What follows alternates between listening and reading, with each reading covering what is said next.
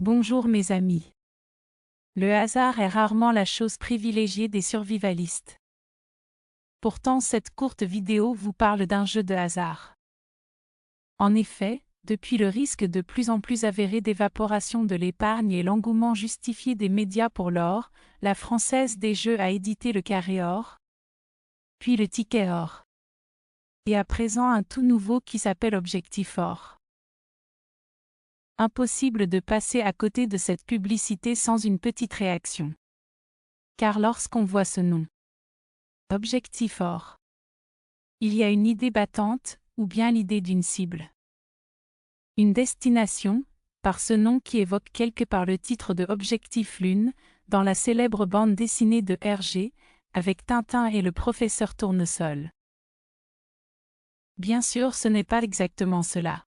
En réalité, il s'agit de gagner 5 € ou 500 000 €, avec des sommes intermédiaires. Tout semble facile. Il suffit de gratter. Peut-être que les choses se compliquent un peu pour comprendre la règle du jeu.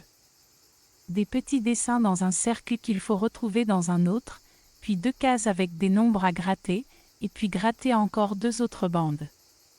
Cela se complique encore un peu si les 500 000 € du gros lot sont à partager entre plusieurs gagnants, car 2 tickets sont imprimés pour tirer le gros lot.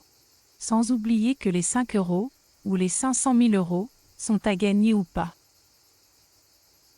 Enfin, je ne voudrais pas dire que cela se complique encore un peu plus, mais ce nom indique l'objectif de nos athlètes à gagner la médaille d'or.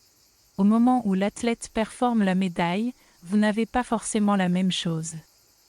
Aussi, pourquoi ne pas calculer vite fait, si vous jouez 2 € par semaine, vous jouez 8 € par mois. Au terme de 4 mois, vous avez une pièce d'argent. Cette pièce, vous en êtes alors propriétaire. Évidemment, ne soyons pas rabat-joie, cela n'empêche pas de craquer quelquefois pour un jeu, pour le fun, pour cet instant où le chiffre ressemble presque à celui du dessus, quand c'est joué pour le frisson.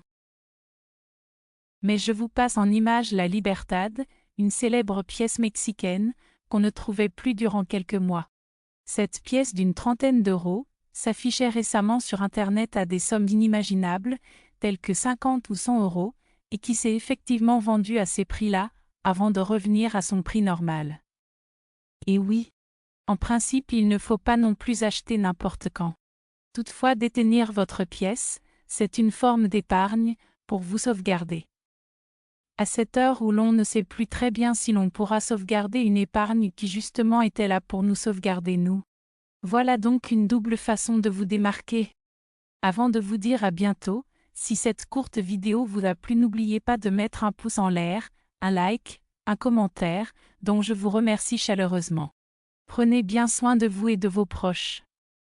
Et que le meilleur gagne.